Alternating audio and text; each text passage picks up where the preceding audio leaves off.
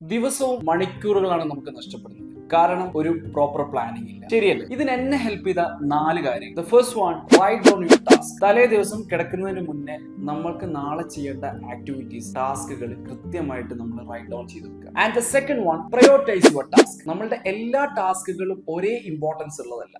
അതുകൊണ്ട് തന്നെ ഏറ്റവും ഇമ്പോർട്ടന്റ് ആയിട്ടുള്ള പ്രയോറിറ്റി നിങ്ങൾക്ക് തോന്നുന്ന ടാസ്കുകൾ നിങ്ങൾ ഹൈലൈറ്റ് ചെയ്ത് വെക്കുക. And the third one, time block. നമ്മളുടെ എല്ലാ ടാസ്കുകൾക്കും ഒരു ടൈം ലൈൻ വെക്കുക. ഉദാഹരണത്തിന് നാളെ എനിക്കൊരു ക്ലൈന്റ് മീറ്റിംഗ് ഉണ്ട്, അത് 10 മണിക്കാണ്. അപ്പോൾ 10 to 11 ക്ലൈന്റ് മീറ്റിംഗ് ആണ്. അങ്ങനെ എല്ലാ ടാസ്കുകൾക്കും നമ്മൾ കൃത്യമായിട്ട് ഒരു ടൈം ലൈൻ വെച്ച് കഴിഞ്ഞാൽ ബാക്കിയുള്ള ടാസ്കുകൾ നമുക്ക് മാനേജ് ചെയ്യാൻ, കൃത്യമായിട്ട് ബാലൻസ് ചെയ്യാൻ പറ്റും. ഇനി ഏറ്റവും ഇമ്പോർട്ടന്റ് ആയിട്ടുള്ള 4ാമത്തെ കാര്യം, ലീവ് സ്പേസ്. നമ്മൾ ഈ പ്ലാൻ ചെയ്ത പോലെ അല്ലെങ്കിൽ നമ്മൾ മാർക്ക് ചെയ്ത ടാസ്ക് പോലെ എല്ലാ കാര്യങ്ങളും സംഭവിക്കണമെന്നില്ല. അൺഎക്സ്പെക്ടഡ് ആയിട്ടുള്ള പല കാര്യങ്ങളും നമ്മളുടെ ഒരു ഡേയിൽ വരും.